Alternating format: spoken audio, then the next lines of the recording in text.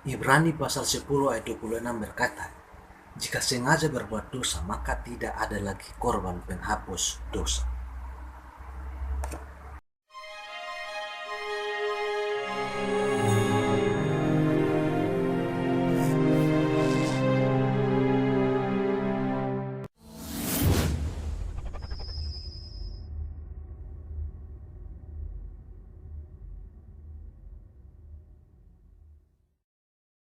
Salam saudara sekalian yang saya kasih di dalam Tuhan kita Yesus Kristus.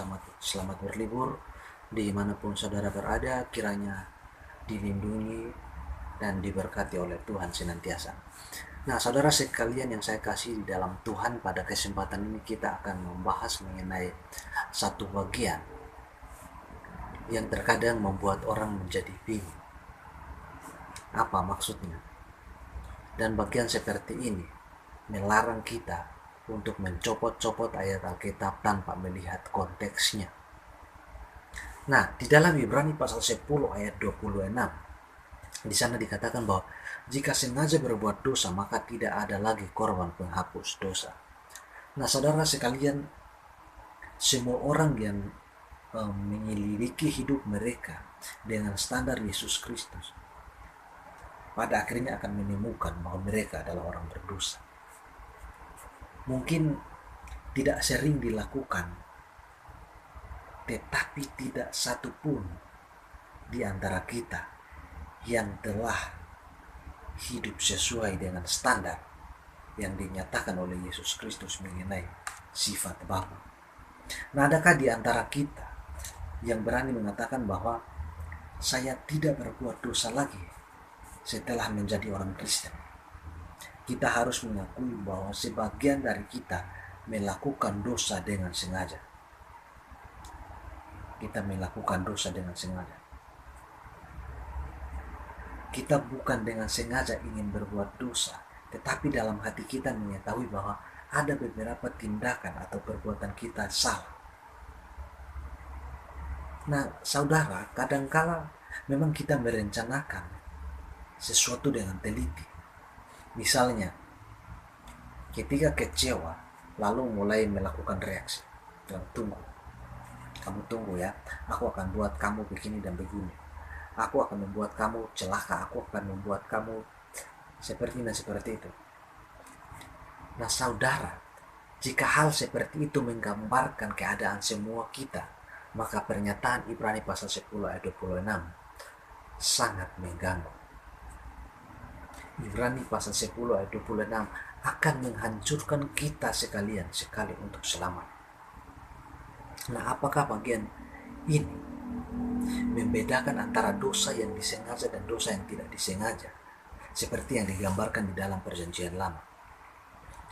Apakah bagian dari ayat ini mendeklarasikan bahwa pengampunan dosa yang terjadi akan ada pengampunan dosa yang terjadi secara kebetulan atau tidak disengaja, tetapi tidak ada pengampunan untuk dosa yang disengaja? Nah, jika semua yang melakukan dosa setelah pertobatan maka akan binasa, kira-kira maksudnya seperti itu. Saudara, terus terang, jikalau ayat di atas memang demikian artinya, maka ayat ini menimbulkan kenyerian, ayat ini menimbulkan keputusasaan. Sebab mau sehebat apapun kamu, ada suatu titik di mana saudara sendiri akan menyadari bahwa saudara telah bersalah. Nah, Perjanjian Lama jelas membedakan antara dosa yang disengaja dan dosa yang tidak disengaja, dan cara memperoleh pengampunan dari dosa-dosa yang seperti itu. Misalkan kita baca Bilangan pasal 15 ayat 22 sampai 29, sangat jelas di sana. Tetapi jikalau seseorang sengaja melakukan dosa, nah di ayat yang ke-30 di pasal yang sama, pasal 15, kitab Bilangan menyatakan bahwa orang tersebut harus dilenyapkan. Nah, walaupun Perjanjian Lama membedakan antara konsekuensi dari dosa yang disengaja dan yang tidak disengaja, sepertinya bukan ini yang merupakan konsep pembahasan kitab Ibrani. yang memandang keselamatan dari sudut pandang Yesus yang datang dan mati bagi dosa. Nah, sebab jika Yesus memahami bahwa manusia mempunyai kelemahan dan menolong barang siapa yang menderita karena pencobaan, Ibrani pasal 2 ayat 17 sampai 18. Dia merasakan apa yang kita rasakan, maka tidak mungkin dia tidak memahami kegagalan kita, seperti yang tertulis dalam pasal 4 ayat yang ke-15. Menurut Rasul Paulus, jikalau seorang melakukan pelanggaran, maka ia harus dituntun ke jalan yang benar, bukan dengan marah-marah, bukan dengan membencinya, bukan dengan mengejeknya dan sebagainya. Dalam Galatia pasal 6 ayat 1. Meskipun dosa itu sangat serius, jangan saudara berkesimpulan bahwa jikalau demikian maka Paulus dan penulis Ibrani berkontradiksi. Tidak. Nah, mari kita perhatikan yang menjadi pokok pembahasan kitab Ibrani dengan mengikuti pola pikir sang penulis. Setelah dia mencatat mengenai pentingnya pengorbanan Kristus di dalam pasal 10 ayat 1 sampai 18, penulis mendesak para pembaca untuk mendekat kepada Allah dengan keyakinan. Ayat 19 sampai 22. Hal ini diungkapkan sebagai berikut. Berpegang pada keyakinan yang kita miliki di dalam Kristus, saling menolong untuk mempraktikkan hidup beriman dan bersekutu. Lawan dari tindakan di atas adalah menarik persekutuan dari kekristenan, tidak lagi menunjukkan bahwa mereka adalah orang Kristen di hadapan umum, tidak lagi berserah kepada Yesus Kristus atau mereka murtad. Nah, kita dapat melihat dengan jelas bahwa yang menjadi pokok bahasan dalam Ibrani pasal 10 adalah pasal 10 ayat 29. Mereka melakukan dosa dengan sengaja, digambarkan sebagai orang yang menginjak-injak anak Allah, menganggap darah perjanjian sebagai hal yang najis. Dengan kata lain, menganggap kematian Yesus Kristus sebagai kematian para penjahat, dan mereka menghina roh kasih karunia. Ini merupakan dosa yang disengaja, yang berarti bahwa orang tersebut menolak Yesus, menolak kematiannya, pengalaman pribadinya mengenai Roh Kudus.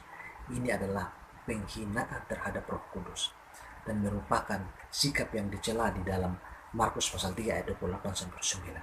Karena mereka tahu kebenaran yang sesungguhnya sewaktu menjadi pengikut Kristus. Persoalan bukan mengenai orang yang sengaja berbuat dosa atau murtad tidak mengetahui kebenaran. Mereka tahu. Saudara perhatikan apa yang terjadi di Indonesia. Kita jangan kasih contoh yang di luar sana, yang jauh-jauh. Ketika mereka murtad dari kekristenan, mereka akan selalu ngomong sembarang mengenai kekristenan. Mereka selalu memfitnah kekristenan tanpa sebab, menuduh tanpa bukti, mempelesetkan ayat-ayat Alkitab, dan ini merupakan dosa yang serius dan takkan diampuni. Seperti dalam Ibrani pasal 6 ayat 4-8, ini mengindikasikan bahwa mereka adalah orang Kristen yang mengalami pertobatan, tetapi mereka lebih suka menolak pengalaman pribadi mereka dengan Kristus.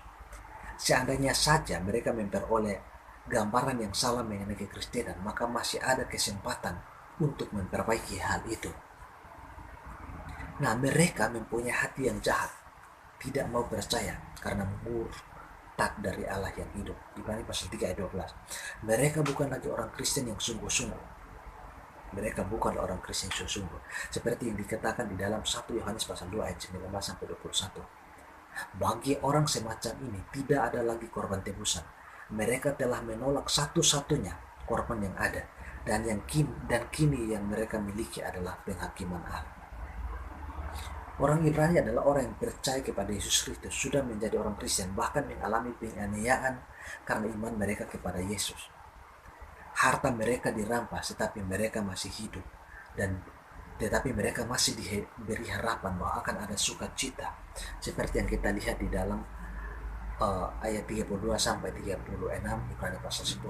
Sekali lagi, maksud dari Ibrani pasal 10 ayat 26 bukan berbicara mengenai orang percaya yang jatuh dalam dosa sesudah menjadi orang Kristen dan tidak lagi pengampunan bagi mereka, tetapi teks ini berbicara mengenai mereka yang meninggalkan kekristenan, maka tidak ada lagi pengampunan bagi mereka. Sebab tidak ada korban lain sebagai korban pengganti yang kepadanya murka Allah ditumpahkan. Apakah teks di atas mengajarkan bahwa orang Kristen yang jatuh dalam dosa, baik yang disengaja maupun tidak disengaja, akan membawa mereka kepada kebinasaan?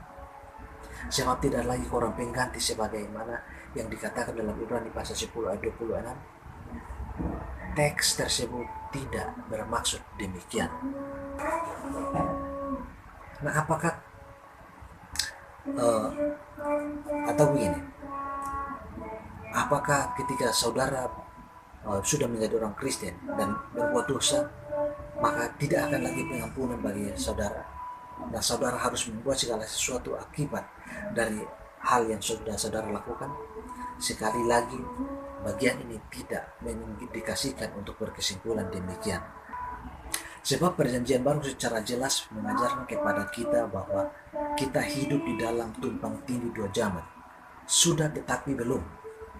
Zaman yang akan datang sudah datang, tetapi belum sampai pada klimaksnya.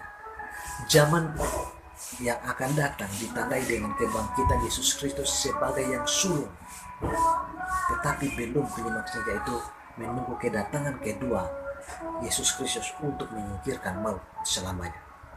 Nah, dan zaman sekarang ditandai dengan sakit, penyakit, dosa, duka cita, kematian, dan sebagainya. Tetapi kita tidak selalu ada di dalam keadaan yang demikian. Nah, oleh karena itu, menyatakan bahwa orang yang sudah percaya tidak lagi melakukan dosa atau tidak melakukan dosa lagi, itu sebenarnya tidak mungkin. Sebab kita hidup dalam perjuangan untuk bertekun dalam iman, percaya kepada Yesus Kristus sampai Ia datang kembali.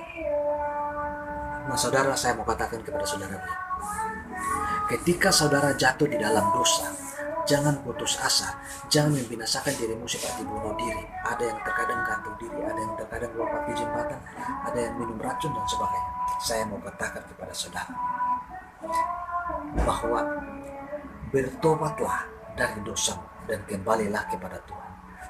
Sebab Ia mau menunggu anak-anaknya yang mau bertobat dan kembali kepadanya. Tuhan kiranya memberkati saudara sekalian. Shalom.